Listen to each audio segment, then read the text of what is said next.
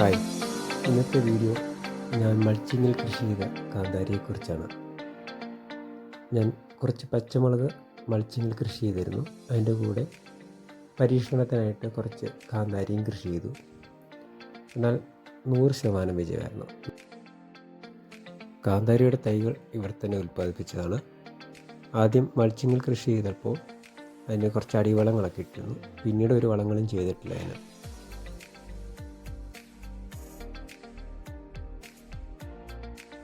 കാന്താരി വളർന്നു വന്ന് കുറച്ച് കഴിഞ്ഞപ്പോൾ അത് പ്രൂൺ ചെയ്ത് നിർത്തി.